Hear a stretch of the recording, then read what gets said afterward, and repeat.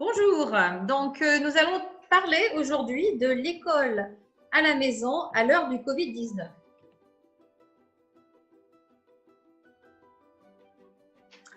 Eh bien, nous allons écouter maintenant Maureen.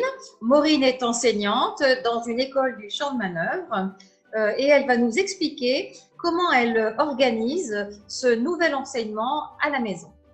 Maureen, quel est le niveau de classe de tes élèves? Alors, bonjour à tous. Cette année, je travaille avec une classe de CE1 à mi-temps et j'ai aussi 2 autres classes de CP. Que conseillerais-tu aux parents?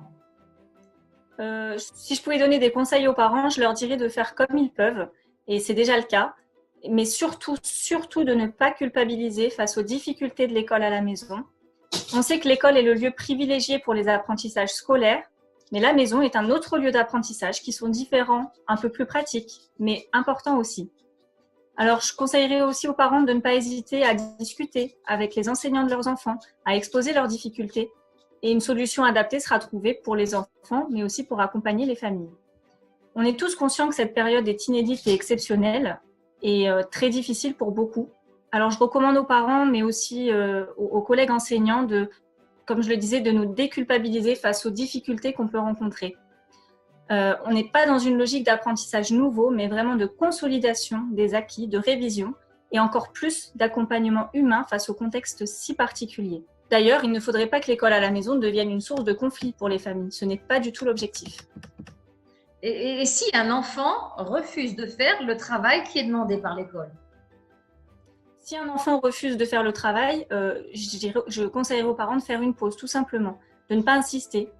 Il n'est peut-être pas en condition de réaliser ce qu'on lui demande à cet instant-là. Il faut être conscient aussi que les enfants sont stressés par la situation, ça les préoccupe beaucoup et ils ont habituellement besoin de bouger, de se dépenser et le contexte de confinement ne le permet pas ou très peu. On peut imaginer alors mettre de côté l'activité scolaire et proposer à son enfant un autre type d'activité comme un jeu de société, une recette de cuisine, un défi ou un moment de sport en famille. Des activités propices à des apprentissages aussi, mais sous une autre forme. Et puis si la journée passe et que l'enfant n'a pas fait la totalité du travail demandé, ce n'est pas grave. Comme je le disais, nous sommes vraiment dans une logique de refaire ce qui a été appris à l'école et il ne faudrait, comme je disais aussi tout à l'heure, pas que ça devienne une source de conflit. Est-ce que c'est plus difficile pour toi de faire l'école directement de la maison? Alors oui, c'est vraiment difficile d'assurer la continuité pédagogique que demande le ministre de l'Éducation nationale dans ces conditions. Pour plusieurs raisons. Déjà, on manque de liens. Quand on fait classe, on est face à nos élèves, on les observe, on voit ceux qui décrochent et on s'adapte aux difficultés sur le moment.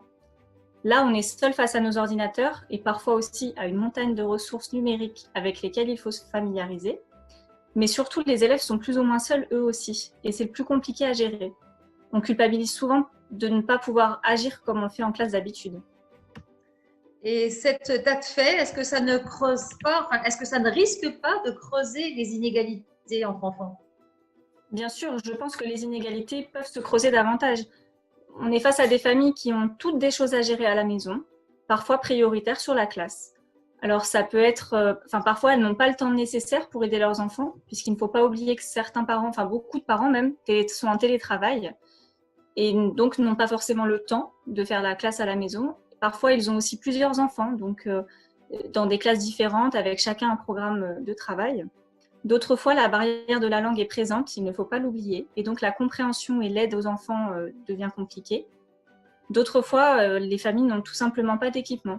Alors, elles n'ont pas d'imprimante, mais parfois pas d'ordinateur ou même pas de smartphone, ou parfois un seul de ces outils pour toute une famille. Et d'autres fois encore, aucun moyen de se connecter à Internet pour rester en contact avec ce qu'on leur propose. Alors, on essaie de s'adapter à nos élèves, à nos familles, mais ça reste frustrant, puisqu'on sait qu'on ne peut pas toucher tout le monde et qu'on ne peut pas aller au-delà des difficultés. L'essentiel est quand même de relativiser, d'être conscient que chacun fait comme il le peut, que ce soit les élèves, les parents ou les enseignants. À Soyaux, concrètement, est-ce qu'il y a différents dispositifs qui sont mis en œuvre pour vous aider? Alors oui, à Soyaux, avec nos supérieurs et la mairie, nous accompagnent pour trouver des solutions. Donc, un acheminement de tablettes à prêter aux parents est en train d'être mis en place. On envisage aussi des partages de connexion Internet pour les familles qui n'auraient vraiment pas Internet.